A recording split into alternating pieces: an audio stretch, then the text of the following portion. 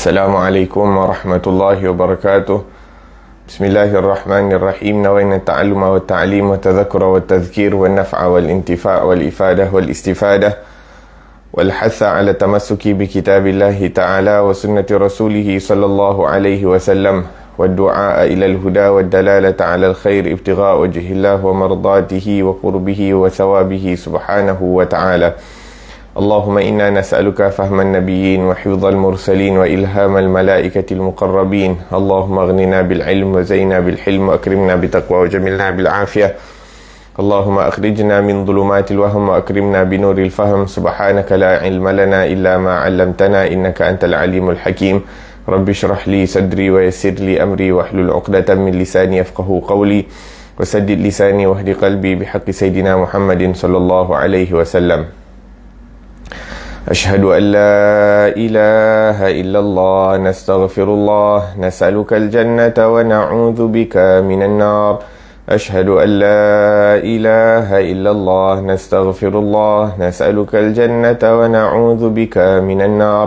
أشهد أن لا إله إلا الله نستغفر الله نسألك الجنة ونعوذ بك من النار. اللهم إنك عفو تحب العفو فاعف عنا. اللهم إنك عفو تحب العفو فاعف عنا. اللهم إنك عفو تحب العفو فاعف عنا يا كريم. Bismillahirrahmanirrahim. Telah berkata Al-Imam Hujjatul Islam Abu Hamid Al-Ghazali dan kitabnya Bidayatul Hidayah pada muka surat 103, fasal pertama, cara meninggalkan maksiat yang zahir. Dan ketahuilah olehmu bahawasanya semua anggotamu akan bersaksi di atas segala perbuatanmu di padang mahsyar kelak dengan menuturkan perkataan yang lancar dan terang. Anggotamu akan membongkar segala rahsiamu di hadapan perhimpunan agung di padang mahsyar. Dalam hal ini Allah Subhanahu wa taala berfirman, yauma tashhadu alaihim alsinatuhum wa aydihim wa arjuluhum bima kanu ya'malun. Maksudnya di hari itu, iaitu hari kiamat, akan bersaksilah ke atas kamu oleh segala lidahmu, tanganmu dan kakimu dengan segala sesuatu yang telah kamu perbuat di dunia dahulu. Dan Allah Subhanahu wa taala berfirman lagi, al-yawma nakhtimu ala afwahihim wa tukallimuna aydihim wa tashhadu arjuluhum bima kanu yaksibun. Pada hari ini, iaitu hari kiamat, kami akan kunci mulut-mulut mereka dan akan berbicara kepada kami tangan-tangan mereka dan bersaksi di hadapan kami kaki-kaki mereka terhadap apa-apa yang mereka telah perbuat di dunia dahulu. Maka jagalah baik-baik seluruh anggotamu, khususnya anggotamu yang 7, kerana pintu neraka itu 7 pula dan telah ditentukan setiap pintu itu untuk dimasuki oleh kumpulan yang telah melakukan perbuatan maksiat dengan salah satu di antara 7 anggota badan, iaitu mata, telinga, lidah, perut, kemaluan, tangan dan kaki. Alhamdulillah, wassalatu wassalamu ala Sayyidina Rasulillah wa ala alihi wa ashabihi wa man walah, amma ba'd. Alhamdulillah, kita bersyukur kepada Allah Subhanahu wa ta'ala yang mana telah sampaikan kita pada bulan yang penuh dengan keberkatan. Kita berada pada hari kedua daripada bulan Ramadan. Moga-moga hari yang kedua ini lebih sempurna daripada hari yang pertama, baik daripada salat kita, baik daripada puasa kita, baik daripada salat fardu dan salat-salat sunat, dan khususnya salat tarawih, dan juga bacaan Al-Quran, dan juga amalan-amalan lain. Moga-moga semuanya diterima oleh Allah Subhanahu wa taala dan diberikan kita taufik untuk sentiasa menambah baik amalan-amalan kita setiap hari di bulan Ramadan. Amin, Allahumma amin. Alhamdulillah, di sini Al-Imam Ghazali rahimahullahu ta'ala mengingatkan kita tentang masa depan yang paling penting, iaitu pada hari kiamat, yang mana apabila tiba di hari kiamat nanti, Allah Subhanahu wa ta'ala akan jadikan seluruh anggota tubuh kita ini akan memberikan penyaksian, sama ada untuk kita ataupun ke atas kita. Di hadapan seluruh makhluknya Allah Subhanahu wa ta'ala, kecuali bagi mereka-mereka yang dirahmati sehingga keburukan mereka itu ditutup di hadapan makhluk-makhluk Allah Subhanahu wa ta'ala. Dan antara asbab untuk ditutup segala keburukan kita adalah dengan kita menutup keburukan orang lain di dunia. Apabila kita sentiasa berusaha untuk menutup daripada keaiban orang lain, tidak membongkar, tak pasal-pasal nak cari kesalahan ataupun keaiban ataupun kekurangan orang lain di dunia, maka insya-Allah dan berusaha untuk menutupi daripada keaiban mereka, maka insya-Allah di akhirat nanti keaiban kita juga akan ditutup oleh Allah Subhanahu wa taala. Setiap daripada perbuatan, setiap daripada perkataan, setiap daripada gerak-geri dan tingkah laku akan dipersoalkan ataupun diberikan penyaksian pada hari kiamat itu, dan diberikan dengan pembalasan yang sempurna oleh Allah Subhanahu wa taala. Dalam surah Yasin, Allah Subhanahu wa taala menyebutkan pada hari ini, iaitu pada hari kiamat, Allah Subhanahu wa taala akan yauma tashhadu alaihim. Dalam surah Nur, Allah Subhanahu wa taala mengatakan bahawa pada hari tersebut lidah-lidah mereka, tangan-tangan mereka, kaki-kaki mereka akan memberikan penyaksian atas segala apa yang telah mereka lakukan. Dalam surah Yasin, Allah menyebutkan pada hari ini kami akan menutupkan daripada mulut mereka dan memberikan kudrah, keupayaan, sehingga tangan dan kaki mereka dapat memberikan penyaksian ke atas mereka dengan perkataan yang jelas dan nyata, dan penjelasan ataupun penyaksian yang dilakukan oleh tangan dan kaki itu adalah seakan-akan ikrar, iaitu mereka testify, mereka itu mengaku. Yang mana mengaku itu dianggap sebagai satu penyaksian yang besar di sisi Allah Subhanahu wa taala. Tangan dan kaki itu mengaku atas segala apa yang telah mereka lakukan di dunia. Fakullu udwin yantiqu bima sadara minhu, maka setiap anggota tubuh badan itu akan mengatakan apa yang telah mereka lakukan di dunia. Allahu akbar. Kemudian maka Imam Ghazali rahimahullah mengatakan, maka peliharalah wahai seorang yang miskin, iaitu hendaklah kamu menjaga diri kamu dan seluruh anggota tubuh badan kamu daripada dosa-dosa, khususnya anggota 7 tadi, yang mana sayati bayanuha, yang mana akan diterangkan satu demi satu cara untuk menjaga daripada anggota tubuh badan tersebut. Kerana apa? Kerana neraka Jahannam, neraka itu ada 7 pintu. Ibnu Jurayj mengatakan an-naru sab'u darakat, neraka itu 7 bahagian. Yang pertama adalah Jahannam, kemudian Ladha, kemudian Hutamah, kemudian neraka Sa'ir, kemudian Saqar, kemudian Jahim, kemudian Hawiyah. Kenapa dikatakan bahawa ada 7 bahagian ataupun 7 kelompok ahli syurga, ahli neraka? Kerana ahli neraka itu akan dibahagikan kepada 8 bahagian. Wa aidan annahu ala wifqil a'dha'i sab'ah. Maksudnya yang masuk neraka ni ada 7 jenis orang, 7 kumpulan, dan juga diberikan 7 pintu neraka kerana dibahagi-bahagikan mengikut anggota tubuh badan. Maksudnya orang yang melakukan dosa yang paling banyak melalui salah satu daripada anggota yang 7 ini, maka mereka akan dimasukkan ke dalam daripada pintu neraka tersebut. Fakanat mawariduha al-abwab as-sab'ah walamma kanat hiya bi'ainiha masadirul hasanat bi syartin niyyah. Maka di sini disebutkan bahawa pintu neraka itu ada 7. Adapun pintu syurga ada 8. Kenapa pintu syurga ada 8? Pintu syurga ada 8 kerana sama juga pintu-pintu syurga itu ada sama seperti mana neraka itu dimasukkan melalui dosa-dosa yang paling banyak dilakukan daripada salah satu anggota tubuh yang 7 tadi.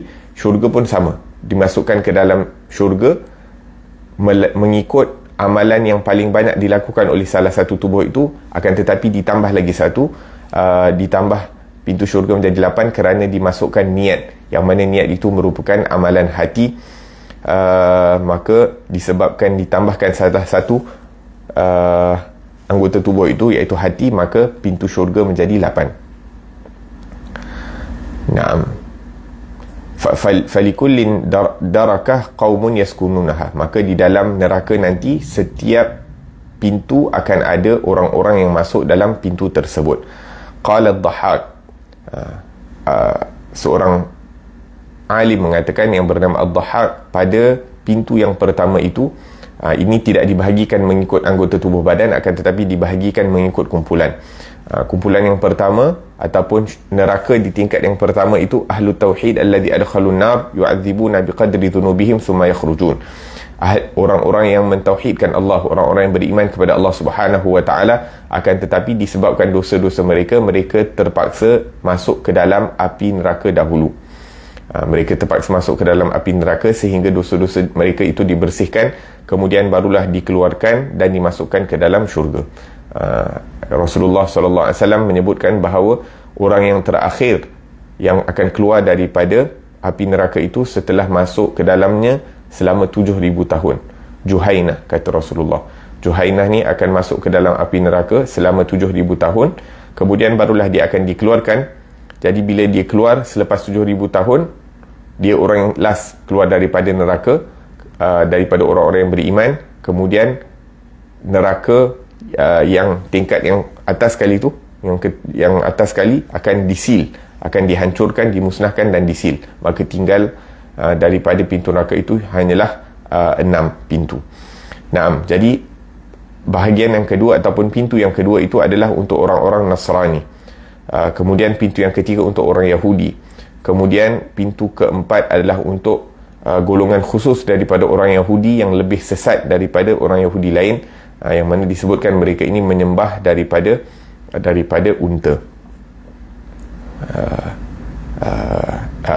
Mereka ini lebih sesat daripada orang Yahudi yang biasa. Wa fil khamisah, tingkatan ataupun pintu yang kelima adalah orang-orang Majusi yang menyembah api. Pintu yang keenam, mereka-mereka yang mensyirikkan Allah Subhanahu wa taala wal iyad billah. Dan pintu yang ketujuh itu dimasuki oleh orang-orang munafik. Allah Subhanahu wa taala menyebutkan innal munafiqina fid darkil asfali minan nar. Sesungguhnya orang-orang munafik itu berada di pintu yang paling bawah di dalam api neraka. La ilaha illallah. Disebutkan dalam riwayat bahawa Sayyidina Umar radhiyallahu anhu berkata bahawa Rasulullah sallallahu alaihi wasallam bersabda, li jahannama sab'atu abwab. Neraka itu ada 7 pintu. Babun minha liman salla saif ala ummati. Salah satu pintu itu adalah buat mereka-mereka yang menghunuskan pedang terhadap umat aku. Menghunuskan pedang dalam erti kata membunuh daripada umat aku, waliyadzubillah tabaraka ta'ala. Yang mana pembunuhan ataupun menghunuskan pedang itu berlaku dengan salah satu daripada anggota 7, iaitu tangan. Maka seseorang itu akan masuk ke dalam api nerakanya Allah Subhanahu wa taala mengikut kadar dosa yang dilakukan oleh salah satu daripada 7 tersebut.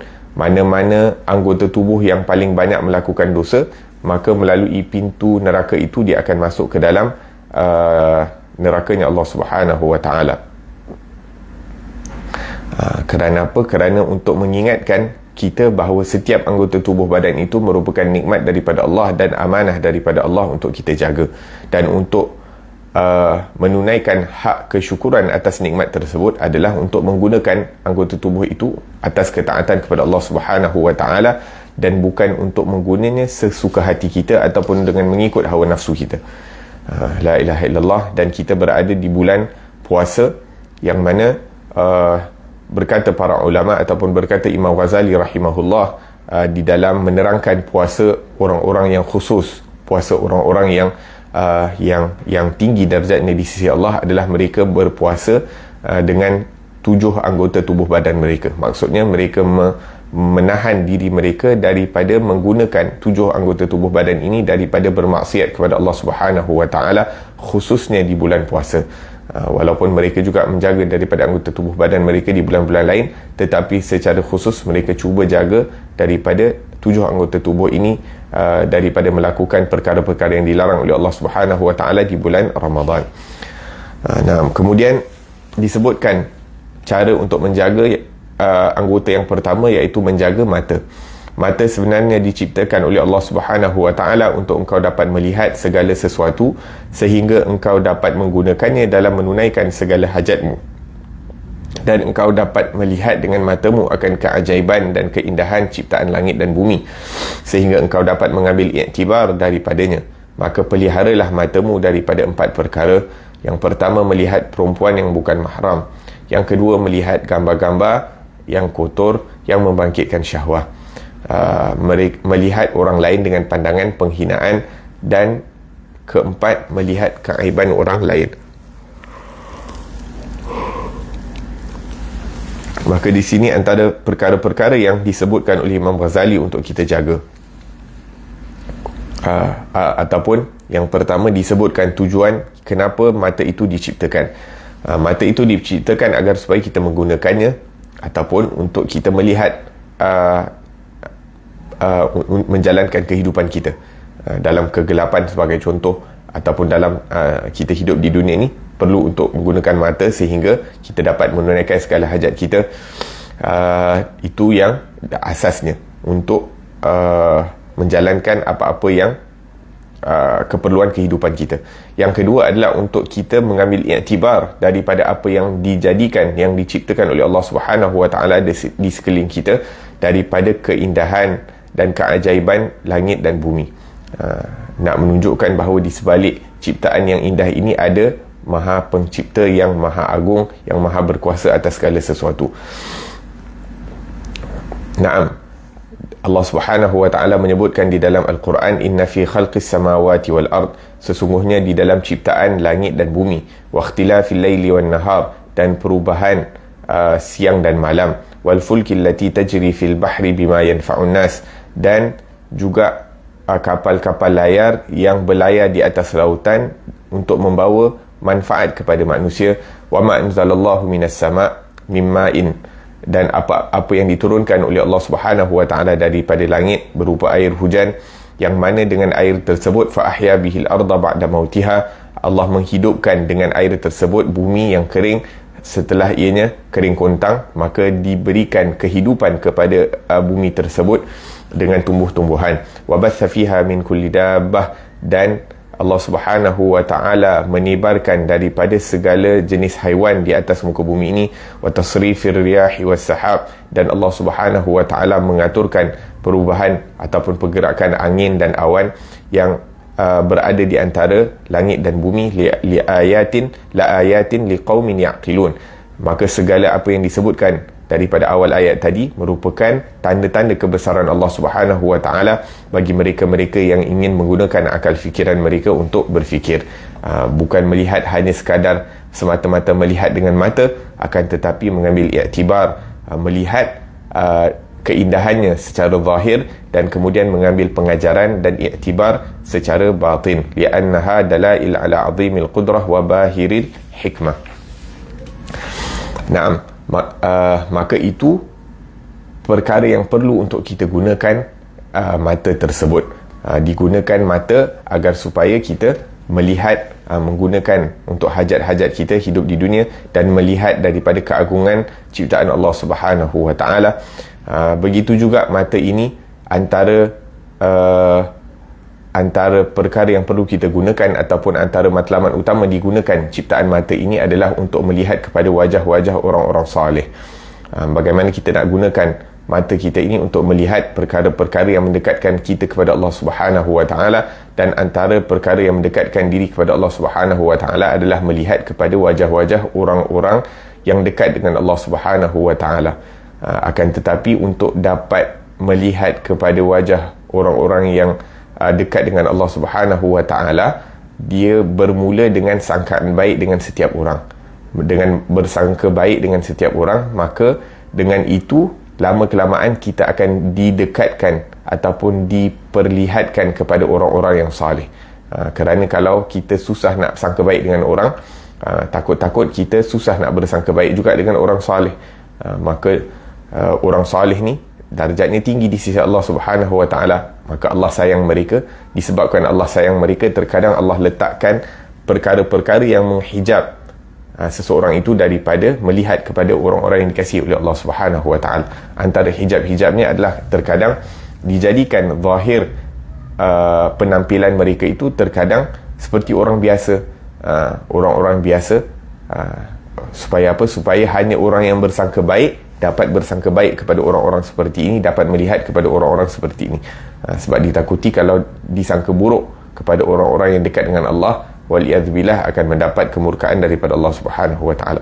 Dan apabila kita dapat bersangka baik dengan seluruh makhluk Allah Subhanahu wa taala, dan apabila kita dapat biasakan melihat kepada wajah-wajah orang saleh dengan penuh kasih sayang kerana Allah Subhanahu wa taala, lama kelamaan kita akan dikenalkan lagi dengan lebih ramai orang-orang salih, sehinggalah kita diizinkan oleh Allah Subhanahu wa taala untuk melihat wajah Sayyidus Salihin, iaitu Rasulullah sallallahu alaihi wa alihi wasallam, yang mana Rasulullah menyebutkan dalam hadis kepada Sayyidah Aisyah radhiyallahu anha, wahai Aisyah, wailul liman lam yarani yaumal qiyamah, celakalah orang yang tidak dapat melihat wajah aku pada hari kiamat, kata Rasulullah sallallahu alaihi wasallam. Dan kemudian berkata sebahagian orang-orang salih, ya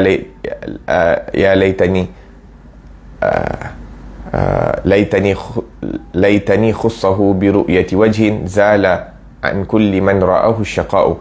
Alangkah indahnya, alangkah baiknya kalau aku dikurniakan untuk melihat satu wajah yang mana melalui melihat wajah tersebut segala kecelakaan, segala keburukan akan hilang dengan keberkatan melihat wajah tersebut, iaitu wajahnya Rasulullah sallallahu alaihi wasallam. Dan kata ulama, mengikut kadar kita dapat melihat wajah Rasulullah, begitu jugalah kadar bahagian kita untuk dapat melihat kepada wajahnya Allah Subhanahu wa taala. Maka jaga mata kita ini supaya mata ini dapat dimuliakan untuk melihat wajah Rasulullah dan untuk dapat melihat wajahnya Allah Subhanahu wa taala di hari kiamat nanti. Kemudian jagalah mata kita, kata Imam Ghazali, daripada 4 perkara, iaitu daripada melihat kepada orang-orang yang bukan mahram tanpa ada keperluan, orang-orang yang bukan mahram tanpa ada keperluan, minan nisa al-ajnabiyat, orang yang bukan mahram yang mana tak ada tali persaudaraan antara kita dengan dia. Maka aurat mereka adalah jami'u badaniha, setiap daripada tubuh badan mereka, hatta al-ain wa sya'r wa dhufr wa ghairi dhalik, sehinggakan mata, rambut, kuku dan perkara-perkara lain juga merupakan daripada aurat mereka.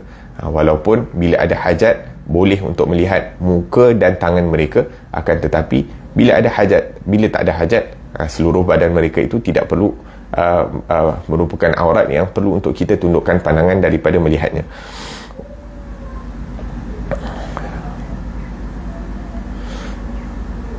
Nah, disebutkan dalam hadis, dalam riwayat, bahawa man ta'ammala khalfa imra'atin wara'a thiyabaha hatta tabayyana lahu hajmu 'idhamiha lam yarah raihatal jannah. Barang siapa yang melihat kepada wanita yang bukan mahramnya dan seakan-akan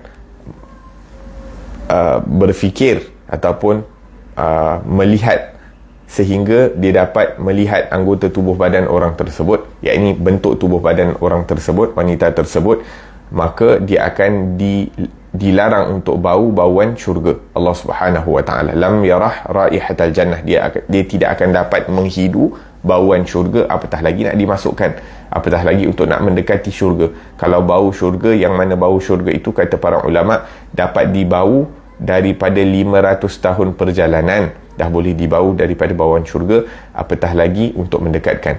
Waliyadzubillahi tabaraka wa ta'ala. Maka menundukkan pandangan ini banyak faedahnya. Antaranya kata Rasulullah SAW adalah akan barang siapa yang menundukkan pandangan daripada perkara-perkara yang dilarang oleh Allah Subhanahu wa ta'ala kerana takutkan Allah Subhanahu wa ta'ala, maka pada hari kiamat nanti ataupun di dunia lagi dia akan diberikan kenikmatan, kelazatan iman, kelazatan ibadah yang dapat dirasakan di dalam hatinya.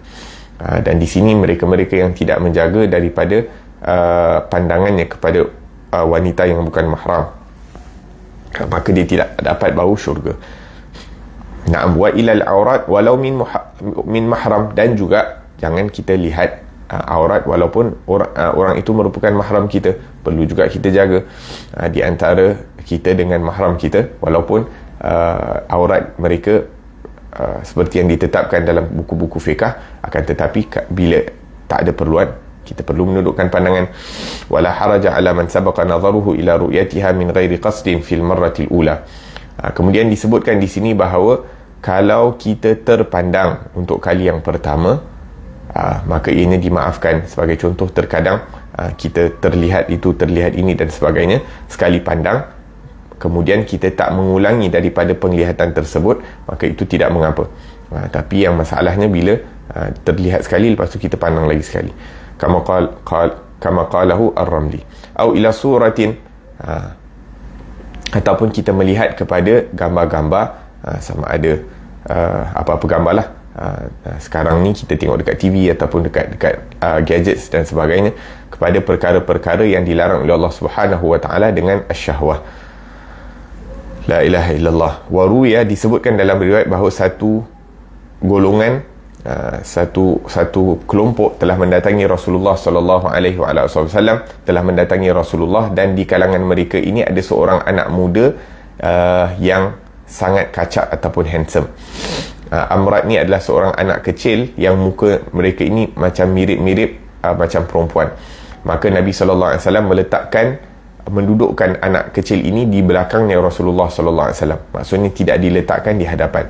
Waqal, dan Nabi sallallahu alaihi wasallam bersabda, innama kanat fitnatu Daud minan nazar. Sesungguhnya fitnah kaum Nabi Daud itu bermula daripada penglihatan.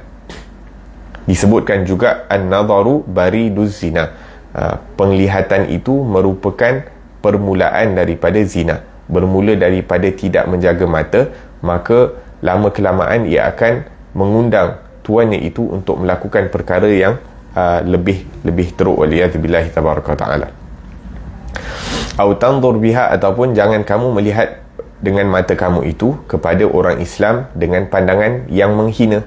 Jangan sekali-kali kita izinkan mata kita ini untuk memandang hina kepada orang-orang Islam, kerana di dalam hati mereka itu ada kalimat la ilaha illallah.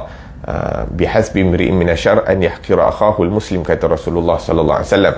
Cukup seorang itu dianggap sebagai seorang yang tidak baik, orang yang jahat, apabila dia memandang rendah kepada orang Islam yang lain. Waliyazubillah. Al-muslim man salima al-muslimuna min lisanihi wa yadihi. Seorang Islam yang sempurna Islamnya adalah apabila anggota tubuh, apabila lidah dan tangannya itu tidak terselamat daripada memudaratkan orang lain. Maka jangan kita pandang rendah ataupun kita melakukan apa-apa kemudaratan kepada orang-orang Islam lain daripada mana-mana tubuh badan kita, khususnya mata. Jangan kita pandang rendah kepada orang lain, orang Islam lain, ataupun saja mencari akan keburukan orang Islam yang lain. Naam. Jadi bila Allah Subhanahu wa taala berfirman, kullil mu'minina yaghuddu min absarihim wa yahfazu furujahum, katakanlah wahai Rasulullah Muhammad kepada orang-orang yang beriman, hendaklah mereka menundukkan pandangan mereka. Maka menundukkan pandangan ini bukan hanya daripada aurat, akan tetapi menundukkan pandangan juga daripada mencari ataupun melihat daripada keburukan orang lain. Kita tundukkan pandangan kita untuk jaga aurat orang lain, tidak melihat kepada aurat orang lain, aurat yang zahir dan juga aurat yang batin. Aurat yang batin itu adalah daripada aurat mereka, daripada keburukan mereka. Maaf.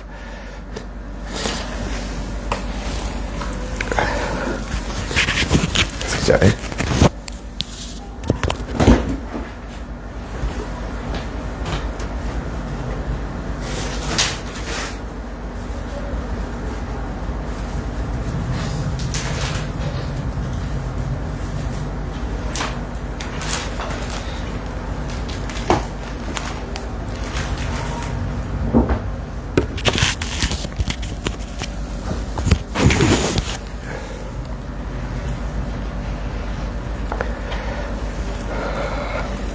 Kemudian berkata sebahagian daripada ahli syair, mereka mengatakan kullul hawadisi mabdaha minan nazari, setiap perkara itu bermula daripada pandangan. Wa mu'dhamun nari min mustasghari syarari, dan kebanyakan orang yang diazab di dalam api neraka itu adalah kerana mereka menganggap pandangan itu sebagai satu perkara yang kecil, mengambil remeh daripada perihal pemandangan. Dia kata tak apalah, pandangan je, tak salah. Disebabkan itu maka mereka diazab oleh api, di dalam api nerakanya Allah. Wal mar'u madama dha ainin yuqallibuha fi a'yunil ghidi mawqufun 'alal khatari. Maka seseorang itu selagi mana dia mempunyai mata untuk melihat, maka dia akan dipersoalkan di hari kiamat nanti tentang apa yang dilihat. Kam nadratin fa'alat fi qalbi sahibiha fi'lu sihami bila qausin wala watari. Berapa banyak penglihatan itu telah mendatangkan pemikiran-pemikiran di dalam hati orang tersebut. Yasurru nadhiruhu ma darra khatiruhu. Orang itu melihat kepada perkara-perkara yang pada mulanya mendatangkan kegembiraan pada hatinya, akan tetapi ianya mengotorkan ataupun merosakkan pemikirannya. La marhaban bisururin ada bid-darari. Maka perkara-perkara yang pada mulanya baik ataupun menggembirakan, tapi di penghujungnya akan diazab, maka itu bukanlah satu perkara yang baik. Seperti yang disebutkan juga di tempat lain, satu nikmat itu tidak dianggap sebagai nikmat apabila penghujungnya adalah azab. Dan tidak ada perkara yang buruk yang dianggap sebagai perkara yang buruk kalau penghujungnya adalah nikmat ataupun adalah syurga. Jadi perkara-perkara yang kita rasakan nikmat di dunia ini, kalau penghujungnya di akhirat nanti adalah api neraka, maka ianya pada hakikatnya bukan nikmat. Dan perkara-perkara yang kita anggap sebagai satu musibah ataupun ujian atau perkara yang menyakitkan di dunia ini, menyusahkan di dunia ini, tapi kalau di akhirat itu kita akan diganjarkan dengan syurganya Allah Subhanahu wa taala, maka pada hakikatnya ianya bukanlah satu kesusahan. Naam. Kemudian berkata lagi seorang ahli syair dengan mengatakan, al-mar'u in kana aqilan wari'an ashghalahu an uyubihim wara'uhu. Seseorang itu kalau dia berakal dan bersifat wara', berjaga-jaga, maka sifat itu akan menyibukkan dirinya daripada keburukan orang lain. Sifat berjaga-jaganya tentang diri dia sendiri akan menyibukkan diri dia dengan keburukan diri dia sendiri daripada keburukan orang lain. Kamal alilu saqimu ashghalahu an waja'in nas kullihim waja'uhu. Seperti mana orang sakit, kalau benar-benar dia sakit, kesakitannya itu akan menyibukkan dirinya daripada penyakit orang lain. Dia dah tak sempat nak fikir penyakit orang lain. Sebab apa? Dia tu sedang mengalami kesakitan. Jadi kesakitannya itu menyibukkan diri dia dengan penyakitnya sendiri. Adapun kalau dia tak rasa diri dia sakit ataupun tidak merasa kesakitan, maka dia sibuk dengan penyakit orang lain. Begitu juga dengan keburukan diri sendiri. Kalau kita merasakan kita ni ada penyakit hati, kita ada sifat riak, sifat takabur, sifat ujub dan sebagainya, tak ada ikhlas dan sebagainya, kita rasa kita ada sifat hasad, maka penyakit-penyakit itu akan menyibukkan kita daripada memikirkan tentang keadaan orang lain ataupun sifat-sifat orang lain, waliyadzubillahi tabaraka ta'ala. Maka itu sedikit sebanyak tentang menjaga mata. Yang kedua, menjaga telinga. Kata Imam Ghazali, hendaklah engkau jaga telingamu daripada mendengar perkara bid'ah atau seumpamanya, atau perkataan yang jahat dan perkataan yang sia-sia, atau menyebut-nyebut kejahatan orang lain. Sebenarnya telingamu diciptakan oleh Allah Subhanahu wa taala untuk engkau mendengar Al-Quranul Karim dan hadis-hadis Rasulullah sallallahu alaihi wasallam dan hikmah-hikmah para awliya, kekasih-kekasih Allah. Maka gunakanlah telingamu untuk mendengarkan ilmu pengetahuan, sehingga dengan ilmu itu engkau dapat mencapai kerajaan yang kekal dan kenikmatan yang abadi di dalam syurga. Dan apabila engkau menyalahgunakan nikmat pendengaranmu seperti engkau mendengar akan maksiat, maka bermakna engkau telah mengkhianati terhadap dirimu sendiri, dan engkau menyalahgunakan suatu alat yang sepatutnya engkau gunakan untuk mencari keuntunganmu. Maka inilah yang dinamakan rugi yang sebenarnya. Dan janganlah engkau berkata bahawa dosa memperkatakan orang itu hanya tertentu bagi orang yang berkata sahaja, tetapi dosa itu juga akan terkena kepada orang yang mendengar perkataan itu. Sabda Rasulullah sallallahu alaihi wasallam, innal mustami' syarikul qail wa huwa ahadul mughtabain. Sesungguhnya orang yang mendengar seseorang yang mengumpat orang lain adalah bersekutu di dalam dosa dengan orang yang berkata itu, dan dia juga dikira salah seorang dari dua orang yang mengumpat.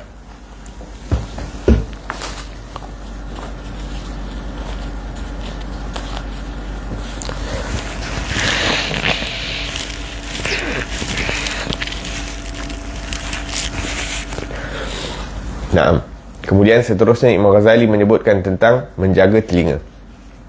Janganlah kamu mendengar perkara-perkara yang tidak mendatangkan faedah, ataupun disebutkan di sini tentang perkara-perkara yang dianggap bid'ah, seperti lagu-lagu, alat-alat muzik yang melalaikan, seperti disebutkan di sini, seruling dan sebagainya.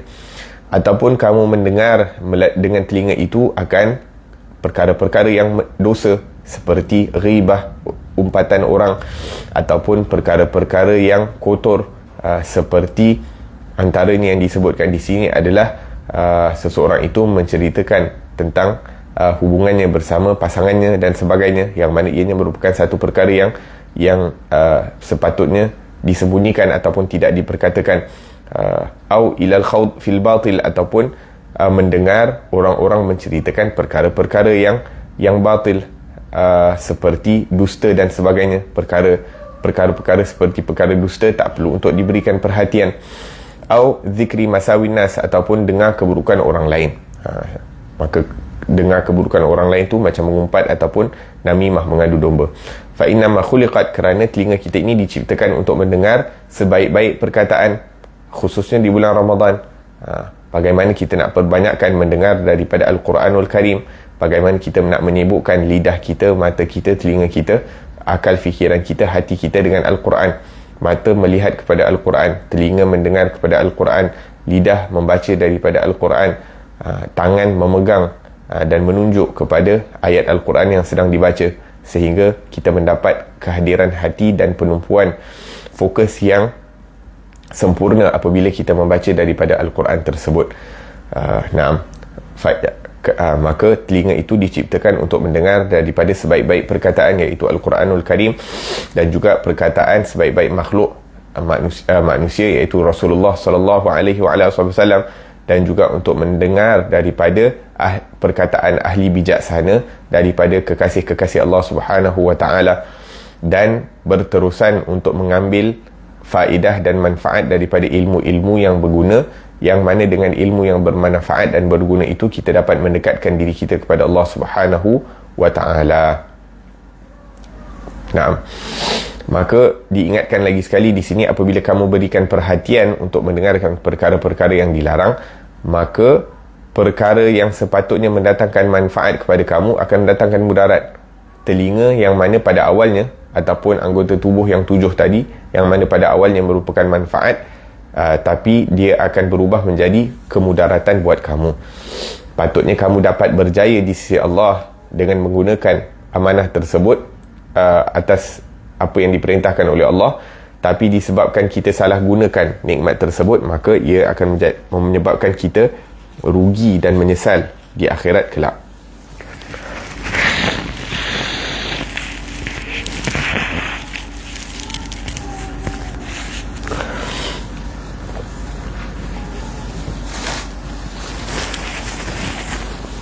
Sebab tu disebutkan dalam hadis bahawa orang yang memberikan perhatian kepada sesuatu perkataan akan share, akan berkongsi sama ada pahala ataupun dosa. Kalau mendengar dengan sempurna, dengan penuh perhatian perkara yang baik, dia dapat pahala. Mendengar dengan penuh perhatian kepada perkara yang buruk, dia akan mendapat dosa. Dalam pepatah Arab disebutkan, wasam'uka sun'an sama'il qabihi, dan pendengaran kamu jagalah dari mendengar perkara yang buruk, kasaunil lisan anin nutqi bih, seperti kamu menjaga lidah kamu daripada menyebutkan perkara yang tak baik itu. Fa innaka inda sama'il qabihi, kerana apabila kamu mendengar perkataan yang tak baik, syarikun liqailihi fantabih, kamu share, mengambil bahagian daripada orang-orang yang mengatakan perkara yang tak baik. Kamu pun ada bahagian daripada dosa tersebut. Fantabih, maka berikan perhatian. Jangan suka-suka hati nak dengar apa-apa yang kita nak. Kita pick and choose apa yang kita nak dengar. La ilaha illallah. Maka kemudian Imam Ghazali rahimahullahu ta'ala menyebutkan di sini, disebutkan bahawa Imam Nawawi rahimahullah mengatakan, wala budda min karahati nahwil ghibah biqaulihi in khafa dararan zahiran fi nahyihi bil yad aw bil lisan. Hendaklah kita menunjukkan tidak sukanya kita daripada perkara-perkara yang tak baik, seperti ghibah. Apabila kita dengar orang mengumpat, kalau boleh untuk kita menghalang daripada umpatan tersebut daripada berterusan, sama ada dengan lidah ataupun tangan kita, maka kita halang. Naam. Akan tetapi apabila kita tidak mampu untuk menghalang daripada perkara itu berterusan, pada waktu yang sama kita terpaksa untuk duduk bersama mereka, maka apa yang perlu kita buat, kita tak mampu untuk nak menghalang mereka, nak memberhentikan mereka daripada berterusan dalam mengumpat, ataupun kita dah cakap dah khalas, tak payahlah nak mengumpat dan sebagainya, tapi mereka tidak menerima, dan kita juga tak mampu untuk nak bangun daripada tempat tersebut, maka paling kurang apa yang perlu kita buat adalah jangan berikan perhatian kepada apa yang sedang diperkatakan. Bahkan kita menyibukkan diri kita dengan berzikir kepada Allah Subhanahu Wa Taala dengan lidah dan hati dan fikiran kita, ataupun kita berfikir tentang sesuatu perkara yang akan menyibukkan, akan mengalihkan perhatian kita daripada mendengar perkara-perkara yang sedang mereka katakan.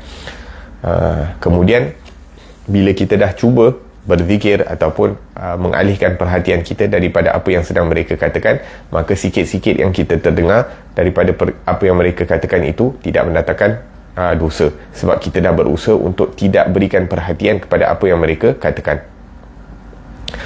Fa in tamakkana ba'da dhalika min al-mufaraqah wa hum mustamirrun fil ghibah wajaba 'alaihi al-mufaraqah. Akan tetapi kalau kita mampu untuk beredar daripada situ, maka sebaiknya untuk kita beredar daripada situ dan tidak berterusan berada di tempat di mana mereka sedang mengumpat. Nah, itu daripada apa yang perlu dijaga oleh lidah kita, apa yang perlu dijaga oleh telinga kita. Kemudian yang ketiga, Imam Ghazali mengatakan bahawa menjaga lidah. Yang ketiga, menjaga lidah. Allah Subhanahu Wa Taala telah menciptakan bagimu lidah supaya engkau dapat berzikir dengannya, dan supaya engkau membaca Al-Quran dan membimbing manusia ke jalan kebenaran, dan supaya engkau dapat melahirkan perasaan dan kehendakmu, baik dalam urusan dunia atau urusan akhirat. Apabila engkau menggunakan lidahmu bagi tujuan yang lain dari yang dimaksudkan oleh Allah Subhanahu Wa Taala, bererti engkau tidak bersyukur terhadap nikmat yang diberikannya kepadamu. Dan lidahmu adalah anggotamu yang paling berkesan ke atas dirimu dan yang paling berkesan bagi orang lain. Betapa banyak nantinya orang yang akan dilemparkan ke dalam api neraka Jahannam dengan sebab jinayah, iaitu dosa yang diperbuat oleh lidah mereka. Maka kekanglah lidahmu sekuasamu supaya ia tidak menyebabkan engkau dilemparkan ke dalam api neraka, seperti yang disebutkan dalam sebuah hadis, innar rajula la yatakallamu bil kalimah liyudhika biha ashabahu fayahwi biha fi qa'ri jahannam 70 kharifan. Sesungguhnya seseorang itu terkadang berkata-kata satu perkataan dengan tujuan supaya orang lain menjadi tertawa, iaitu terhibur dengan sebab perkataannya itu. Dia tidak menyangka bahawa perkataannya itu akan menyebabkan dirinya dilemparkan ke dalam api neraka selama 70 tahun lamanya. Sekali peristiwa di zaman Rasulullah sallallahu alaihi wasallam, ketika seorang tentera Islam gugur di medan perang sebagai syahid, lalu ada yang berkata, untung sekali orang ini kerana dia telah berhasil mendapatkan syurga. Mendengar ucapan itu, Rasulullah sallallahu alaihi wasallam bersabda, belum tentu lagi, kerana boleh jadi ia pernah berkata perkara-perkara yang tidak berfaedah, atau ia bakhil dari memberi sesuatu yang sebenarnya tidak mengkayakannya.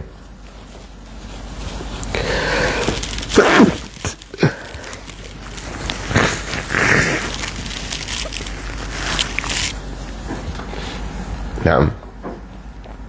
Kemudian Imam Ghazali menyebutkan di sini, oleh kerana itu jagalah lidahmu dari 8 perkara.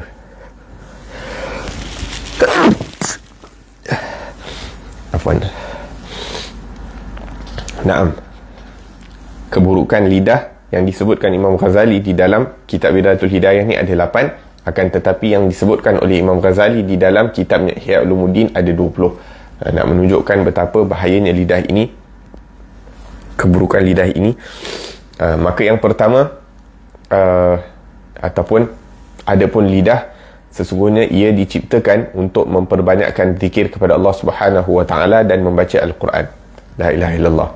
Tujuan lidah ini yang paling utama adalah untuk kita berzikir kepada Allah Subhanahu wa taala dan membaca kalamullah. Sebaik-baik perkara yang kita ucapkan dengan lidah, sebaik-baik perkara yang kita gerakkan lidah ini adalah untuk membaca Al-Quran dan berzikir kepada Allah Subhanahu wa taala.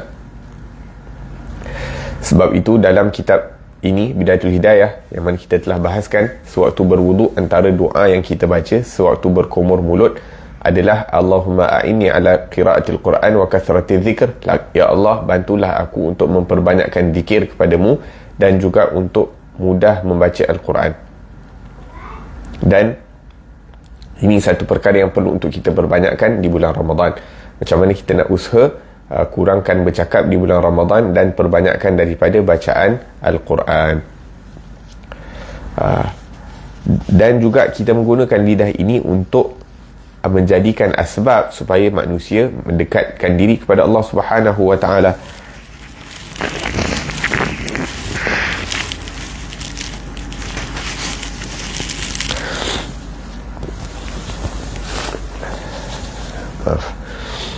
Nah, bagaimana kita nak mengajak manusia untuk mendekatkan diri kepada Allah Subhanahu wa taala dengan lidah kita? Dengan lidah ataupun dengan perbuatan kita itu menjadikan manusia mudah untuk mendekatkan diri kepada Allah. Mudah di sini disebutkan mudah untuk mendekatkan diri kepada Allah dalam erti kata kita mengajak manusia dengan penuh kelembutan dan kasih sayang. Bukan menggunakan lidah ini dengan kekerasan, mengajak manusia kepada Allah tapi dengan kekerasan. Sehingga sepatutnya melalui Al-Quran dan hadis yang kita baca bukan menjadi sebab orang menjauhkan diri daripada Allah, tapi mengajak manusia kepada Allah dengan penuh kasih sayang, dengan penuh kecintaan, dengan penuh kelembutan, sehingga mereka mudah untuk mendekatkan diri mereka kepada Allah Subhanahu wa taala. Seperti mana yang telah ditunjukkan oleh Rasulullah sallallahu alaihi wasallam dan para sahabat Nabi, yang mana mereka ini kebanyakan orang yang mendekatkan diri kepada Allah ataupun memeluk agama Islam adalah kerana terpesona dengan akhlak yang mereka tunjukkan. Sebelum lagi mereka buka mulut, orang dah terkesan dengan akhlak dan adab yang mereka tampilkan, yang mereka zahirkan daripada anggota tubuh badan mereka. Dan lidah ini tugasnya juga adalah untuk menzahirkan keperluan kita, kehendak kita, hajat-hajat kita, sama ada daripada perkara-perkara agama ataupun perkara-perkara dunia. Jadi apabila kita menggunakan lidah kita ini selain daripada apa yang telah diciptakan, yang telah dimaksudkan oleh Allah Subhanahu wa taala, tidak menggunakan atas tujuan yang dikehendaki oleh Allah Subhanahu wa taala, maka kita telah mengkufuri daripada nikmat Allah Subhanahu wa taala. Dan kata Imam Ghazali, lidah ini walaupun kalau nak dibandingkan dengan anggota tubuh yang lain, dia paling kecil. Kira kecil lah lidah ni kan. Akan tetapi dia punya hasil daripada apa yang dilakukan ataupun natijah daripada apa yang dilakukan oleh lidah ini sama ada akan mendatangkan sebesar-besar manfaat ataupun sebesar-besar mudarat. Waliyazubillahi tabaraka wa ta'ala. Naam. Berkata seorang pepatah Arab, ihfaz lisanaka wasta'idh min syarrihi innal lisana huwal aduwwudz zabihi. Jagalah lidah kamu dan berlindunglah daripada keburukannya, iaitu keburukan lidah, kerana sesungguhnya lidah ini merupakan musuh yang menyembelih, mendatangkan keburukan yang besar. Wazinil kalama idza nataqta bi majlisin, dan pikirkanlah sebelum kamu mengucapkan sesuatu perkataan di dalam sesuatu majlis. Waznan yaluhu bihi as-sawabul laihu, iaitu jangan katakan sesuatu perkara kecuali yang betul dan yang indah untuk didengar. Fasamtu min sa'dis su'udi bimatla'in, kerana diam diri itu saat mendatangkan manfaat yang besar. Yahmil fata wan nutqu sa'du dhabihi, maka kalau kita tak ada perkara yang baik untuk perkatakan, maka diam itu lebih mendatangkan manfaat dan kejayaan.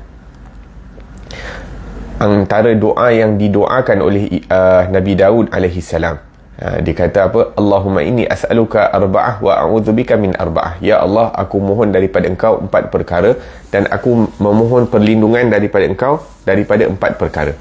Apa 4 perkara yang diminta oleh Nabi Daud alaihi salam, as'aluka lisanan dzakira, aku mohon yang pertama lidah yang sentiasa berzikir kepada kamu, yang kedua wa qalban syakira, dan hati yang sentiasa bersyukur kepada atas nikmat Allah Subhanahu wa taala, wa badanan sabira, dan badan yang bersabar, wa zaujatan tu'inuni fi dunyaya wa akhirati, dan aku mohon isteri yang dapat membantu, isteri ataupun pasangan yang dapat membantu kita mempermudahkan urusan dunia dan akhirat. Subhanallah. Yang keempat ni satu perkara yang perlu diberikan perhatian, bagaimana kita nak jadi orang yang dapat membantu pasangan kita permudahkan urusan dunia dan akhirat mereka. Apabila seseorang diberikan pasangan begini, merupakan satu nikmat yang besar daripada Allah Subhanahu wa taala. Disebutkan bahawa Nabi sallallahu alaihi wasallam bertanya kepada Sayyidina Ali bin Abi Talib setelah pernikahan mereka. Kurang lebih mereka bernikah hari ini, esok hari Nabi datang ke rumah Sayyidina Ali dan bertanyakan kepada Sayyidina Ali, kaifa wajadta Fatimah, bagaimana kamu mendapati Sayyidatina Fatimah radhiyallahu anha. Maka Sayyidina Ali mengatakan, ni'mal aun ala ta'atillah, sebaik-baik pembantu untuk mentaati daripada perintahnya Allah Subhanahu wa taala. La ilaha illallah. Merupakan satu nikmat yang besar, yang sangat agung apabila Allah Subhanahu wa taala beri kita pasangan yang dapat membantu kita untuk kita mudah menjalankan urusan dunia dan mudah untuk melakukan amalan-amalan akhirat. Moga-moga Allah Subhanahu wa taala jadikan kita dan pasangan kita pasangan-pasangan yang memudahkan pasangannya untuk mendekatkan diri kepada Allah Subhanahu wa taala dan mendekatkan diri kepada Rasulullah sallallahu alaihi wasallam, sentiasa mengingatkan satu dengan yang lain dengan penuh hikmah, dengan penuh kesabaran dan penuh kasih sayang. Adapun 4 perkara yang dimohon perlindungan daripadanya adalah a'udzubika min waladin yakunu alayya saddan. Yang pertama ini adalah aku memohon perlindungan daripada anak-anak yang menjadi penghalang daripada aku masuk ke dalam syurga. Yang kedua, wa min imra'atin tushinuni qabla waqti mashib, daripada seorang wanita ataupun pasangan yang mana memberikan aku rambut putih sebelum waktu tumbuh rambut putih. Wa min malin yakunu adzaban li wa wabalan alayya, dan daripada harta yang mendatangkan azab dan mendatangkan kerunsingan buat aku. Wa min jarin in ra'a minni hasanatan katamaha, dan daripada seorang jiran yang apabila dia melihat kebaikan daripada aku, dia menutupi kebaikan tersebut. Apabila dia melihat kepada keburukan, dia afsyaha, dia sebarkan kepada orang lain. Waliyadzubillahi tabaraka ta'ala. Maka ini 4 perkara yang diminta oleh Nabi Daud alaihi salam, dan 4 perkara yang dimohon perlindungan daripada Nabi Daud alaihi salam. Nah, kemudian Imam Ghazali menyebutkan, dan manusia itu kebanyakan mereka dicampak ke dalam api neraka ataupun dihumban ke dalam api neraka, iaitu dilungkupkan di atas api neraka itu disebabkan perkataan-perkataan yang keluar daripada mulut mereka, yang mana mereka tidak ambil berat, yang mereka mengambil remeh daripada apa yang keluar. Antaranya perkara-perkara yang berdosa yang digunakan oleh lidah adalah berdusta, menuduh, mencaci maki, namimah, mengadu domba dan sebagainya.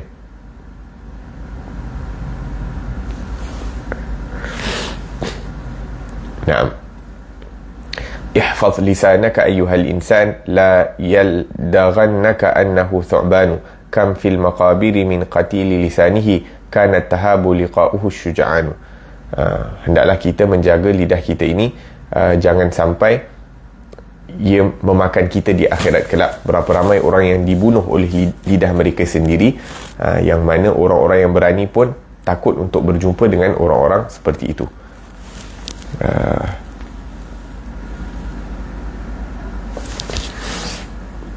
Dalam hadis disebutkan bahawa ada manusia-manusia yang mengucapkan sesuatu perkataan agar supaya orang lain ketawa ataupun untuk menggembirakan hati orang lain, akan tetapi disebabkan perkataannya itu untuk menggembirakan hati orang lain, dia dicampakkan ke dalam api neraka selama 70 tahun. Waliyadzubillahi tabaraka ta'ala, kalau dia tidak bertaubat daripadanya. La ilaha illallah, 70 tahun di dalam api neraka bukan waktu yang singkat. Kita dekat dunia ni 7 minit 7 saat pun tak mampu untuk nak letakkan tangan kita dalam api, apatah lagi 70 tahun hanya kerana beberapa patah perkataan. Nak menunjukkan betapa beratnya perkataan yang keluar, natijah yang keluar daripada lidah ini. Kalau perkara itu baik, mendatangkan pahala yang banyak. Kalau ianya buruk, mendatangkan dosa yang mana azabnya sangat lama di dalam api neraka. Kemudian disebutkan bahawa ada satu orang mati syahid di medan peperangan di zaman Rasulullah sallallahu alaihi wasallam, yang mana disebutkan di sini di dalam peperangan Uhud. Dan orang yang meninggal mati syahid itu mengikatkan batu di perutnya, nak menunjukkan dia berperang dalam keadaan lapar, berperang dalam keadaan susah. Maka salah seorang daripada as-sahabah mengatakan, alangkah baiknya orang ini kerana dia telah mendapatkan syurga. Alangkah beruntungnya orang ini kerana dia telah mendapatkan syurga dengan matinya dia sebagai seorang yang syahid.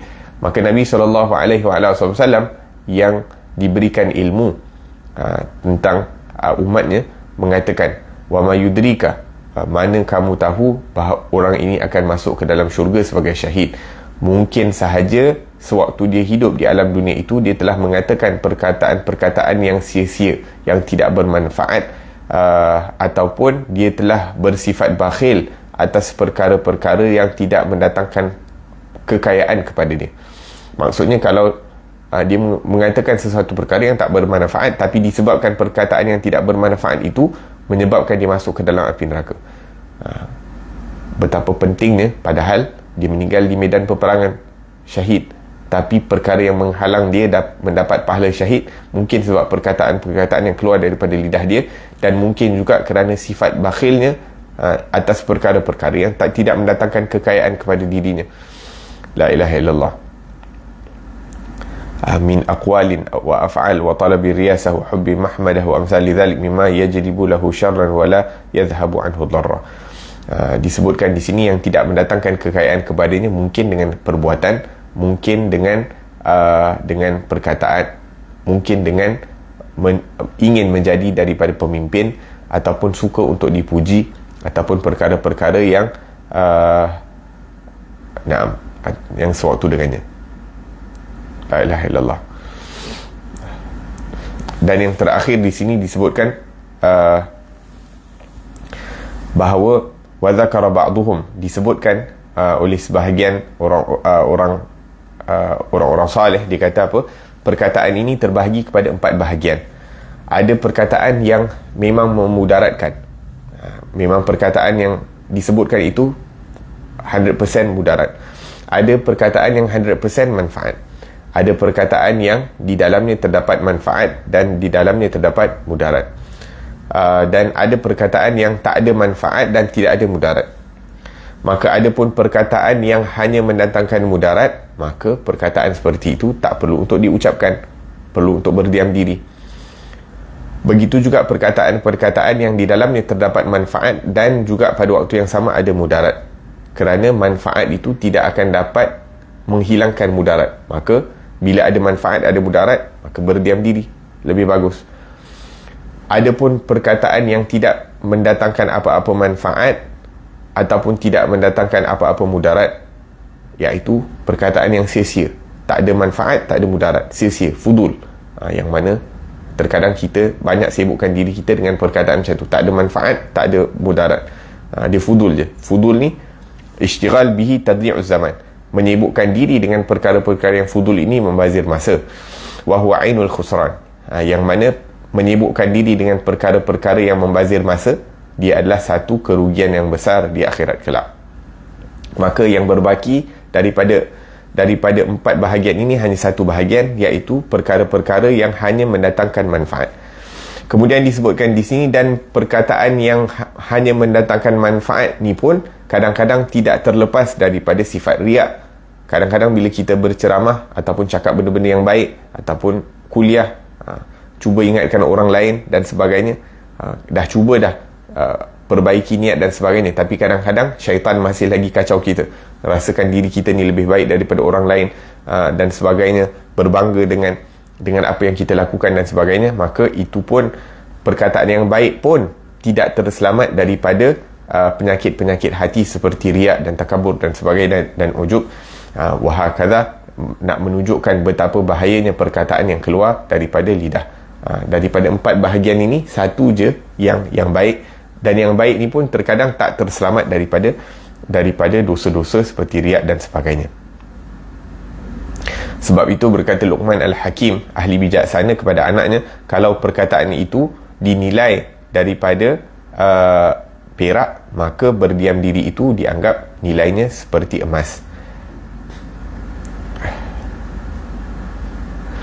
Berkata Abdullah bin Mubarak rahimahullahu ta'ala, dikata kalau perkataan yang mana dengan perkataan itu mendatangkan ketaatan kepada Allah itu dianggap perak, maka berdiam diri daripada bermaksiat kepada Allah itu dianggap sebagai emas.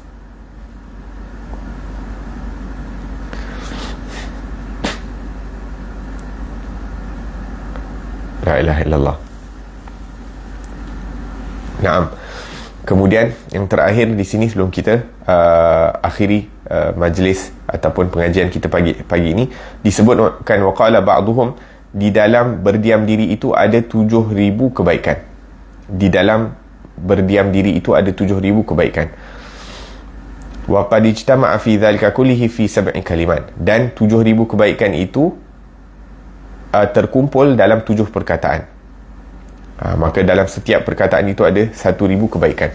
Dia kata apa? Inna samtu ibadatun min ghairi ana. Sesungguhnya berdiam diri itu merupakan satu ibadah yang tidak memenatkan. Berdiam diri, ibadat yang tidak memenatkan. Yang kedua, ianya merupakan perhiasan, satu kecantikan walaupun tanpa ada perhiasan. Orang yang berdiam diri ni nampak cantik walaupun dia tidak berhias, walaupun dia tidak bercakap. Wathalith, yang ketiga, orang yang berdiam diri itu mendatangkan seakan-akan mempunyai kewibawaan tanpa ada kerajaan. Dia ada macam keagungan, dapat rasa aura dia walaupun dia tak ada apa-apa, hanya kerana dia berdiam diri. Yang keempat, berdiam diri itu seakan-akan seperti kubu tanpa ada pengawal. Orang yang berdiam diri itu seakan-akan diawasi, dikawal, dilindungi walaupun dia tak ada pengawal. Kemudian yang kelima, orang yang berdiam diri itu tidak perlu untuk memohon keuzuran daripada manusia sebab dia tak ada buat salah. Orang yang berdiam diri itu tidak perlu memohon keuzuran daripada manusia sebab dia tak ada katakan apa-apa yang salah. Orang yang kata perkataan yang salah yang perlu minta keuzuran, minta maaf. Yang ketujuh, dengan berdiam diri itu kita merehatkan malaikat-malaikat yang berada di kanan dan kiri kita.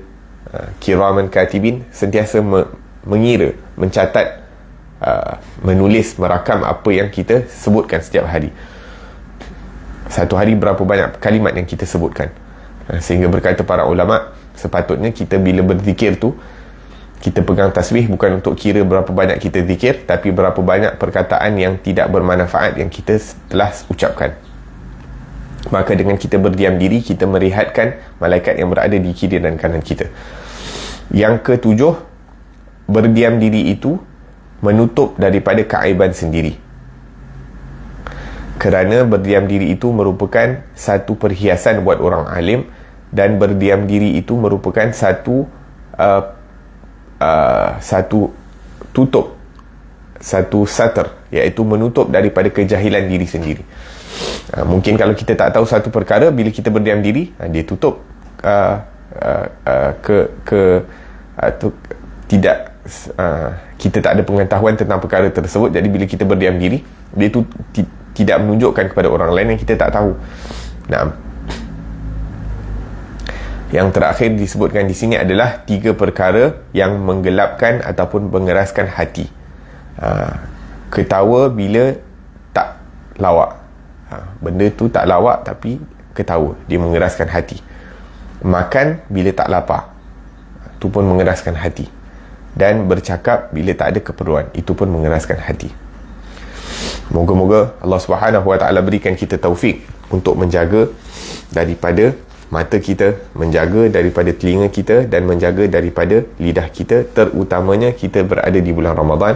Dan di bulan Ramadan ini merupakan waktu yang paling sempurna, waktu yang paling sesuai untuk kita melatih diri kita untuk menjaga daripada anggota tubuh badan ini daripada perkara-perkara yang tidak mendatangkan manfaat, apatah lagi daripada perkara-perkara yang mendatangkan penyesalan dan dosa di hari kiamat nanti. Moga-moga Allah Subhanahu Wa Taala berikan kita kekuatan untuk menyempurnakan daripada puasa kita, berpuasa dengan keadaan yang sempurna, dan moga-moga dengan kesempurnaan itu diterima oleh Allah Subhanahu Wa Taala. Berdiri di dalam qiyam, di dalam solat kita dengan keadaan sempurna, moga-moga dengan kesempurnaan itu diterima oleh Allah Subhanahu Wa Taala. Dan moga-moga Allah Subhanahu Wa Taala berikan kita taufik untuk menghindarkan diri kita daripada perkara-perkara yang mungkin mengurangkan ataupun menghilangkan daripada pahala puasa kita. Dan moga-moga Allah Subhanahu Wa Taala kekalkan semangat dan kegembiraan kita di bulan Ramadan ini seperti mana ia masuk di bulan Ramadan ini dengan penuh semangat, ianya bertambah dan tidak berkurang sehingga ke penghujung dari bulan Ramadan. Amin Allahumma amin. ربنا انفعنا بما علمتنا ربي علمنا الذي ينفعنا ربي فقهنا وفقه أهلنا وقرابات لنا في ديننا مع أهل القتر أنثى وذكر ربي وفقنا وفقهم لما ترتضي قولا وفعلا كرما وارزق الكل حلالا دائما وأخل أتقياء علماء نحظى بالخير ونكفى كل شر ربنا واصلح لنا كل شؤون وأقر بالرضا منك العيون واقض عنا ربنا كل الديون قبل أن تأتينا رسل المنون واغفر واستر أنت أكرم من ستر وصلاة الله تغشى المصطفى من إلى الحق دعانا والوفاء بكتاب فيه للناس الشفاء وعلى الآل الكرام الشرفاء وعلى الصحب المصابيح الغرار اللهم اهدنا بهداك واجعلنا ممن يسارع في رضاك ولا تولنا وليا سواك ولا تجعلنا ممن خالف أمرك وعصاك وحسبنا الله ونعم الوكيل ولا حول ولا قوة إلا بالله العلي العظيم وصلى الله على سيدنا محمد وعلى آله وصحبه وسلم الحمد لله رب العالمين أشهد أن لا إله إلا الله نستغفر الله نسألك الجنة ونعوذ بك من النار أشهد أن لا إله إلا الله نستغفر الله نسألك الجنة ونعوذ بك من النار أشهد أن لا إله إلا الله نستغفر الله نسألك الجنة ونعوذ بك من النار اللهم إنك عفو تحب العفو فاعف عنا اللهم إنك عفو تحب العفو فاعف عنا اللهم إنك عفو تحب العفو فاعف عنا يا كريم صلى الله على سيدنا محمد وعلى آله وصحبه وسلم الحمد لله رب العالمين السلام عليكم ورحمة الله وبركاته.